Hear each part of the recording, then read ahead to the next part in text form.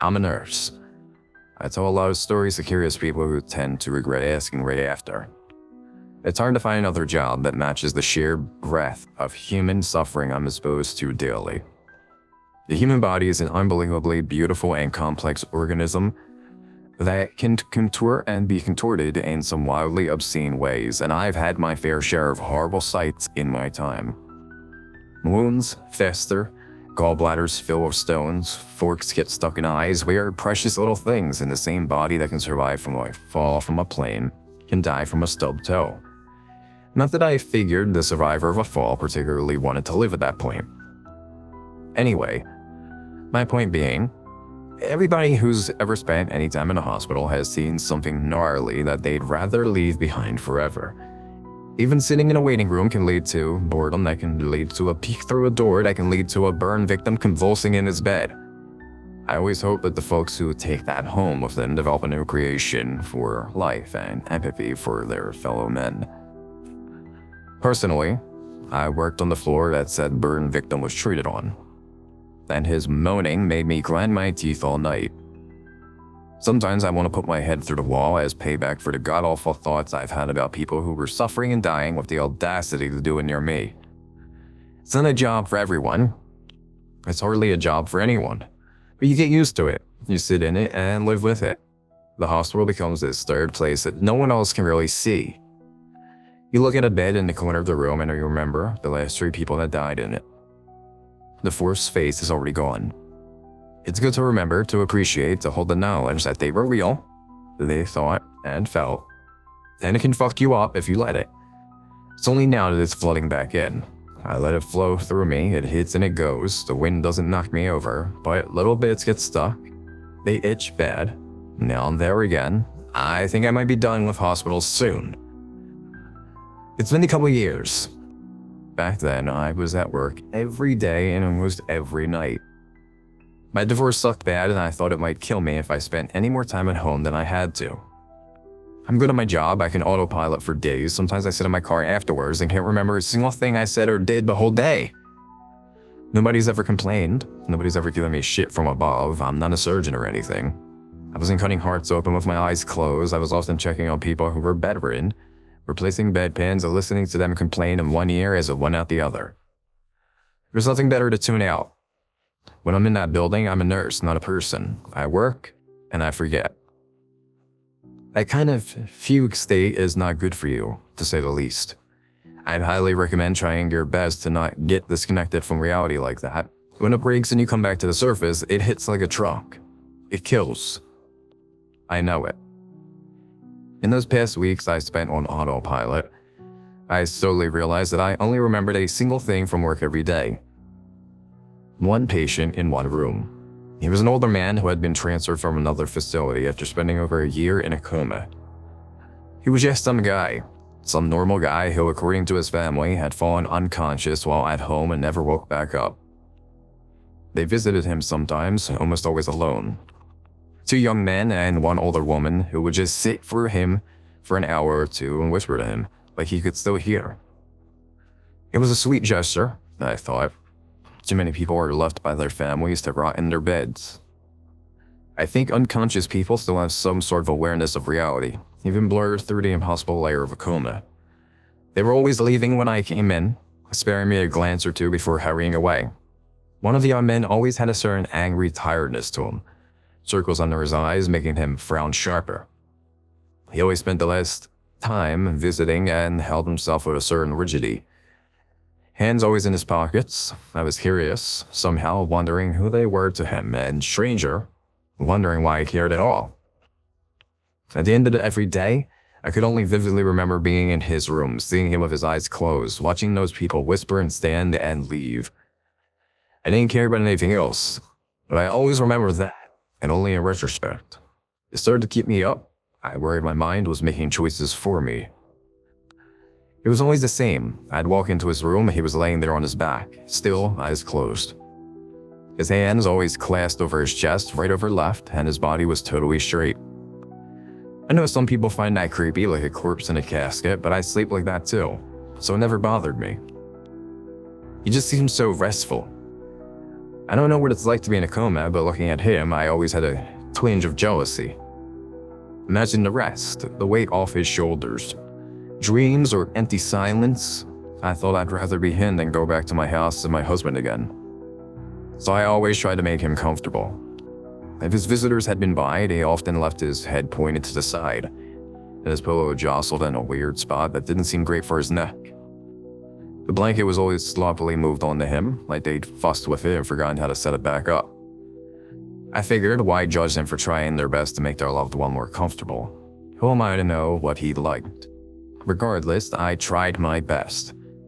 I'd readjust him, fix the curtains at the window, clean up his bedside table, and move the hair from his eyes. It always felt like the right thing to do. I always thought that he had a mild little smile on his face and upturning at the corner of his lips. Something slipping through from his dream, or vice versa. Maybe I made him a little happier. I started to focus harder at work, be present, work with the other older patients in my area of the hospital. I slept well. A few months into his stay, I ran into the tired young man on his way out of the room. His hands were out of his pockets for once. He was clutching them together with a strange tightness. He was grimacing and breathing heavy. I felt my heart jump. I don't know what it was. I decided to bring flowers and nearly dropped them as he pushed past me and vanished down the hallway. I had to stop for a moment before I could make myself enter the room. The man in the bed was still there. He was still on his back and his hands were still clasped together. The blanket was halfway off of him, worse than usual. I went to fix it when I noticed something I'd never seen before. He was wearing a ring. On his right hand, middle finger, he had what looked like a typical wedding band. I couldn't figure out if it had been there before, or if I just glossed over it every time. If I was just put off by his visitor's behavior. It's not really permitted for long-term coma patients to have any jewelry or accessory like that. Who'd have let that slip by for this long? It had to have just been put on him. I wondered if the young man had found his wedding ring and snuck it back to him, which struck me as a surprisingly sweet, though I hadn't heard anything about him being married, and none of the visitors identified themselves as or acted like a spouse. Like I'd know, but there it was, plain and simple on his finger. I went to remove it and had it halfway up his finger when I second-guessed myself and let him keep it. I guess it just felt wrong to rob him of it. After all the time he'd spent alone and unconscious, I let him keep it. I think about that a lot. It was the next day when everything started. I came in, fixed him up, and was drawing the curtains when he began to groan. It was a low, long, pitiful kind of noise, like a wounded man bleeding out on the floor, alone. It lasted for so long. I immediately looked for any sign of injury or motion, but he was still just lay there. Mouth hanging open, groaning, it pissed me off. I don't know why, I hate to admit it, but it pissed me off. Something about the sound just got under my skin in the worst way. I wanted to hit him across the face. I held it in. So my coworkers came in to investigate, immediately complaining of the sound. We all had this vague frustration with the poor man. They moved in to check for injuries despite my insistence that I had already done that, jostling him roughly as they flipped him over and looked at us back. There was nothing, of course. He stopped groaning after a few minutes, but it was enough to set us on edge for the rest of the day. I still fixed him back up in a comfortable position, but there was an undeniable air of unease and frustration in the room. I left him alone. His visitors stopped coming. I never saw any of them again. Every day he'd groan and we'd all start to slip. It pushed our blends until they broke. He was alone in that room and he was suffering loudly. Sometimes he'd cry or just shout, just for a moment, as if in fear. The patients near him became more irritable. They'd push each other, yell from their beds, leave their bedrooms unauthorized to insult others on the door. We'd curtly get them back into their beds and then leave to argue with our coworkers. The whole place got nasty. I hated it. It was worse than being home. I spent a lot of time in my car. I was late. My supervisor was late. We left people in their rooms for hours. No one died, but there were too many close calls. Too many minor medical emergencies that almost became fatal. People in the waiting rooms would file complaints before their appointments even began. People I trusted and liked were fired, and I was glad to see them gone. The man still slept. I still took it upon myself to make sure he was okay, but I never did it with the care I once had. He started to move, he'd groan, and then he'd roll onto his side, or rub his arm with his hand, or cover his eyes. He fell out of bed a few times. His skin started to bruise. Overnight, he'd managed to scratch himself with his fingernails, and we'd neglected to cut. He had scabs I'd never noticed before. He started to groan less and scream more. He just never shut up. A doctor punched his nurse in the face and knocked him out. A bleeding patient was left waiting for hours. The 3 scalpels went missing. I kicked a hole in the wall. The light seemed darker than they buzzed on and on. It felt louder than my own voice. The hallway seemed too long. I'd walked for minutes and only realized I'd passed where I was going. After turning around to see I'd gone way past it. I started crying in front of patients without noticing, and he still cried and groaned and screamed. I could hear from outside. I could hear it when I was asleep. Soon enough, I was the only one who'd stepped foot in his room. He'd been moving patients to the other end of the wing when possible, and spending as little time as nearby as they could. I'm not sure if it helped, if there was any real attempt or intervention or investigation from above. I didn't see it. I think the hospital just rotted and we all let it. I still wanted to try to keep the place afloat, to do the community the service it deserved. So I still went into his goddamn room. I was hoping he'd die by now, but I wanted to be in comfort. Perception of time in the coma must be a wholly incomprehensible, and I can only hope that his pain was physical alone. His moans, the product of a biological reflex, his suffering only visible on the surface. I want to believe that he was just asleep. I pray that he could not feel. I noticed his ring again one day. The skin around it began to swell, and he was slowly brushing it with his other hand. Lightly, gently, up and down. It was uncharacteristic. His movements were often jerky, rapid, frightening. His moans whispered out, and his eyes moved lazily under his eyelids. I realized that I was just staring at him. The image of his body has always been unforgettable, but it struck me more than ever that day. I stood there for a long time before my instincts kicked in and I had a look at his finger. The ring was still so clean, almost reflective. The skin beside it had begun to turn red, and suddenly it seemed right to try and remove it. Whoever this signified a relationship to, they clearly had nothing to do with him anymore. Relief is a precious thing, and he deserved the little I could try to give him. I went to remove it. The ring didn't budge. Never before or since have I attempted to do something that failed so immediately as that. It just didn't shift in the slightest when I pulled it. I still don't understand how anything could be on so tight, so stuck. It was unbelievable. I remembered how easily it had slid across his finger for the first time I touched it. It would seem like so long ago. Now, it defiled me. It felt wrong to even touch it. The reddened part of his skin felt hot. I was possessed with the urge to break his finger and force the thing off. I had to bite my hand to send it away. I fixed his bed as quickly as I could and escaped. I occasionally gave the ring another pull or two when coming by, just to reaffirm that I was feeling reality. That the world was not lying to me. It was just stuck and there was nothing I could do about it, and that didn't make me feel sick. My divorce proceedings were coming up and I was going to be away from the hospital for a little while. There was a certain sick pull that made it hard to get away, but I told myself repeatedly that it would be good for me. It had to happen. I visited him again on my last night there. He stopped making much noise, his vocal cords must have been damaged at this point, and his general demeanor has changed. When I came in, he was arching his back, forehead pressed into his pillow, stomach in the air, his eyes rolling back and his mouth just hung open. I could hear him, even still whispering long and quiet. His hands were still crossed over his chest. I just ran forward and took one in my own hand, and he somehow began to relax his posture and slide back to the rest in his bed.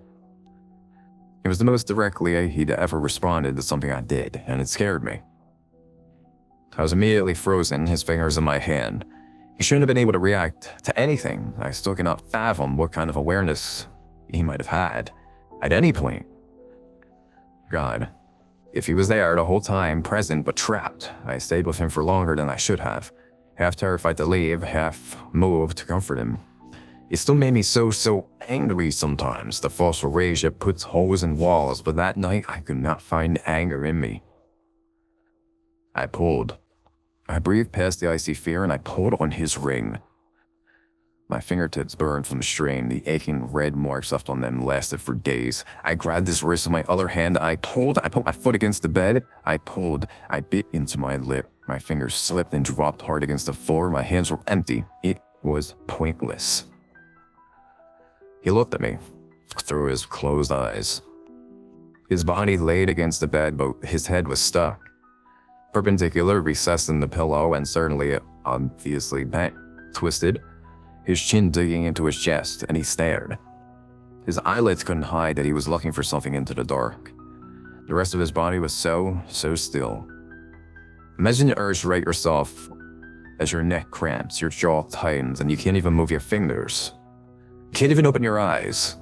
I coughed and gagged and crawled away in fear. I left him like that and hid outside.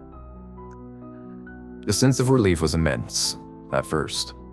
Being away from that environment reminded me how I felt in the sunlight. Everything smelled better. I didn't dig my fingernails into my palm, and it came back. I couldn't blink without feeling like my eyes would never open again. I listened, I spoke. I looked at my husband in the face, and I left scrapes on the side of my chair. I never had to explain this before. It's hard to make the hole in my brain feel real. I've never cared about anything that much. I didn't care about my own divorce while it was happening. I wanted to be anything else. I wanted to hurt myself. Nothing bad even happened. No one said anything, did anything. I just wanted to bite a chunk of my own arm every minute. Something wormed in there and made me sick. I threw up on the carpet before God and everyone. I was very nearly hospitalized. I was just so afraid that something was going to happen. Something is always about to happen. It worked out. I'm single again.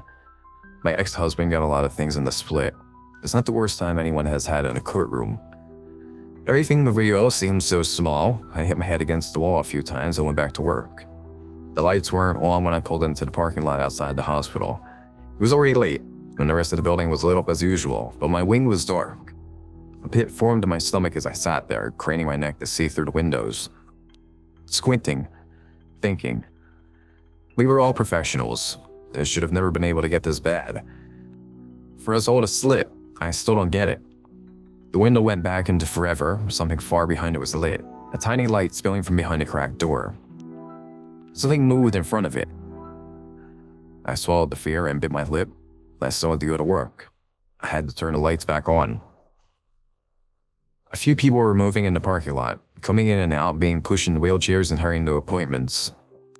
It seemed like no one else had any feeling of foreboding, of an approaching darkness. The lights were just off in one wing.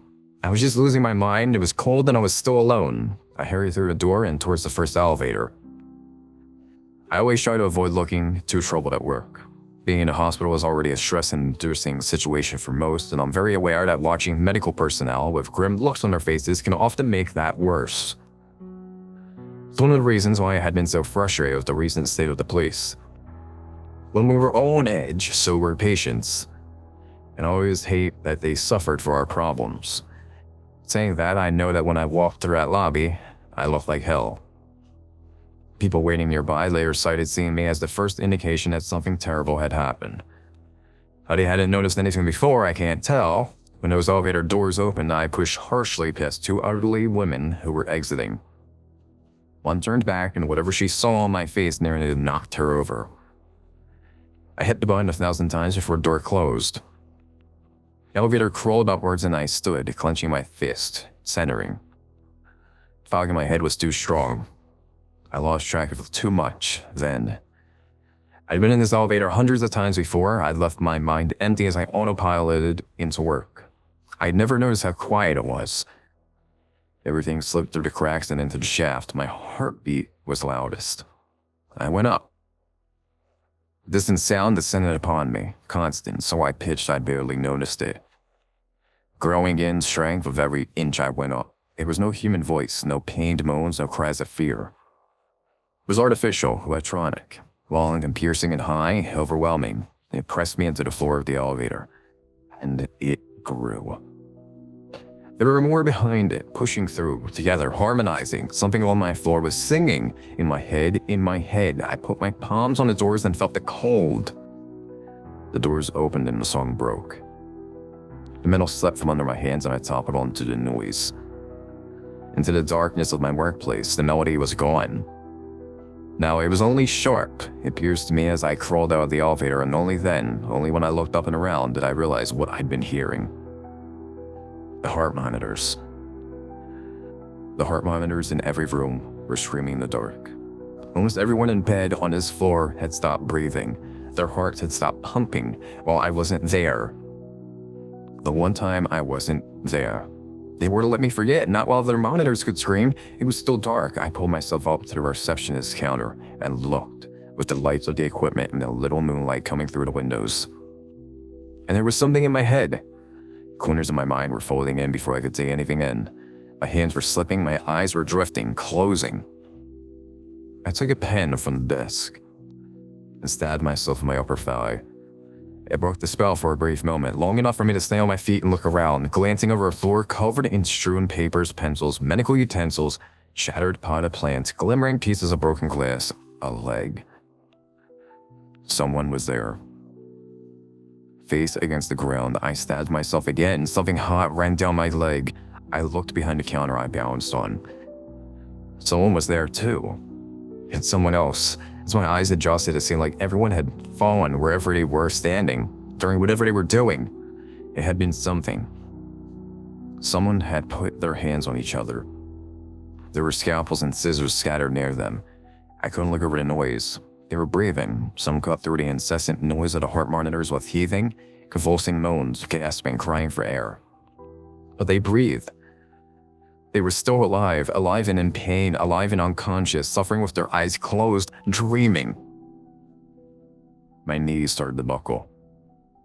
I stabbed myself again. My eyes began to shut. I dug it in and twisted. I walked while I still could feel my sock turn soggy, hurting while I could still move to do something about it.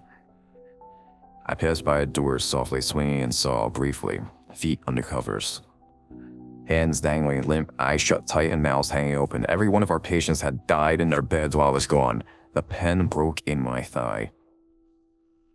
I replaced it with a sharp end of my fingernail and pushed around the corner. In the back, past the sticky heat, in my hand, was his room.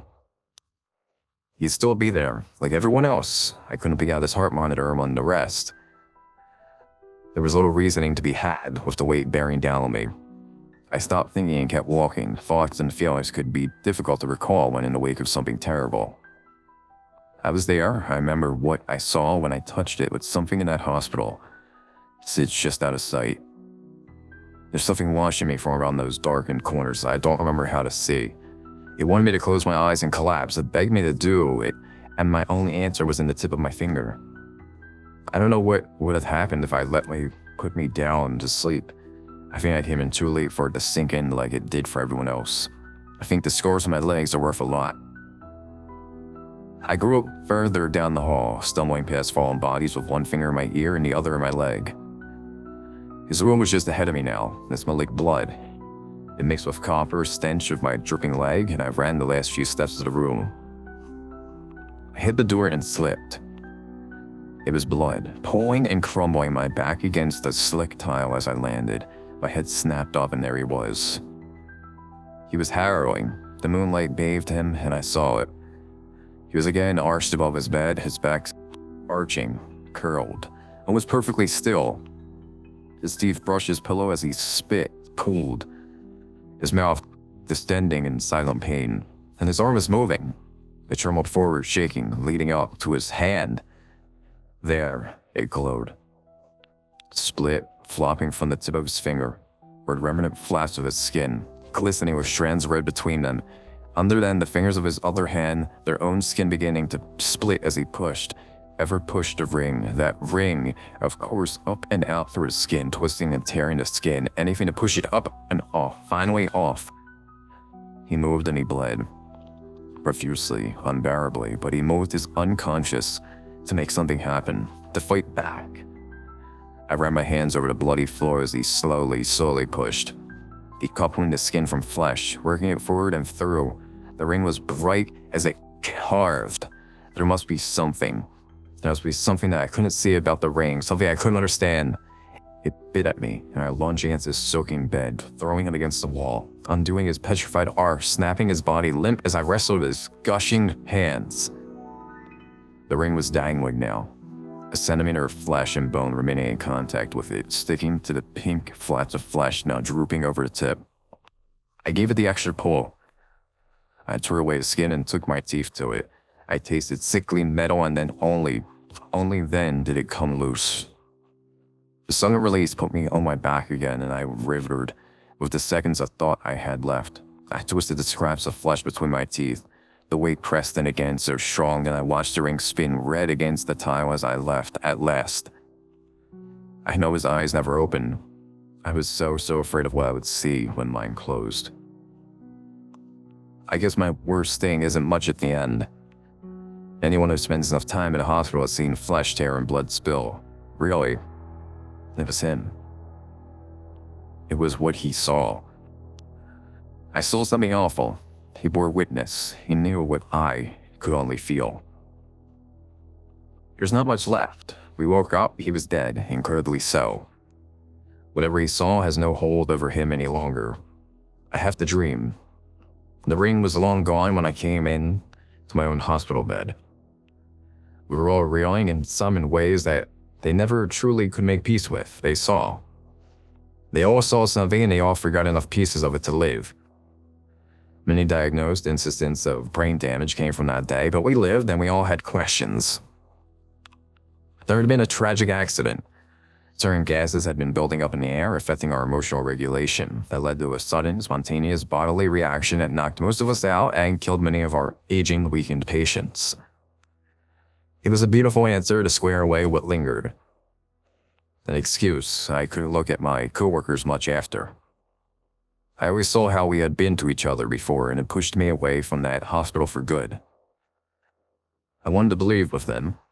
While the presence I felt with that pen in my hand and those heart monitors seemed to just be a gas in my head. But it's there. Right where I don't remember how to see it. Sleep doesn't comfort like it used to.